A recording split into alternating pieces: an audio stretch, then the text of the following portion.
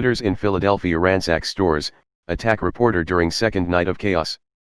Police and city officials issued swift statements following the incident and promised an investigation. Protests turned violent in Philadelphia Tuesday night as demonstrators clashed with police, ransacked stores, and beat a reporter covering the unrest.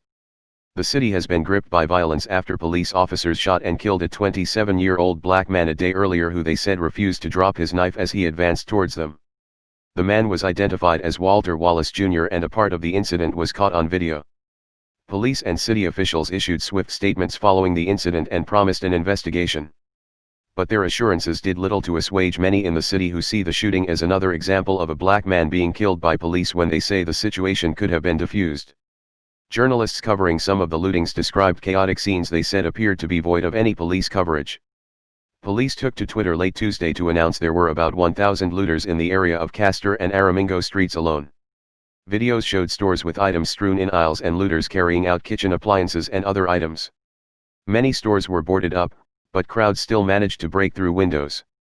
Elijah Schaefer, a reporter for The Blaze who was covering the looting at a store called Five Below, was reportedly seen on video getting pummeled inside a store by a group of protesters.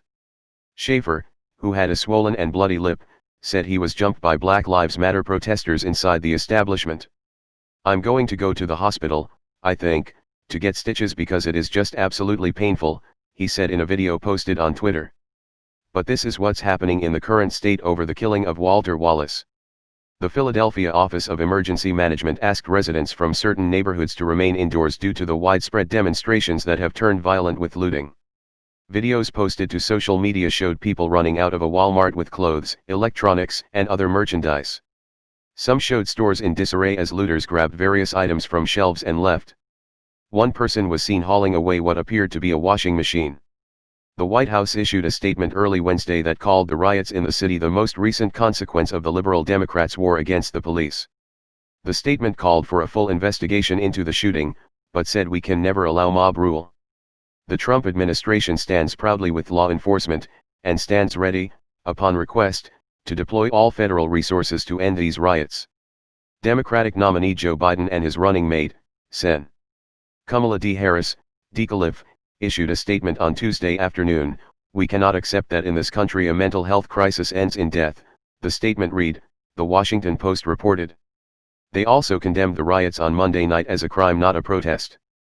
The city's police union defended the officers in a statement and said they are being unfairly vilified for doing their job and keeping the community safe, after being confronted by a man with a knife. The Philadelphia Inquirer reported that the evening began peacefully and there was a march to a local precinct. The paper said officers were prepared with riot shields and were pelted with debris. "My son looks like Walter Wallace," Andrea Dingle, 31, who brought her 4 children to the rally, told the paper. "He has mental issues like Walter Wallace. I'm scared he will be killed like Walter Wallace." 3 of Wallace's sons remembered their father during an earlier news conference surrounded by family and community members. "We always go places," said one child, whose name was not revealed. "He always teach sick me how to be a man.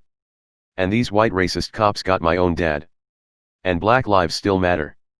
Officers had responded to Wallace's home twice before earlier in the day.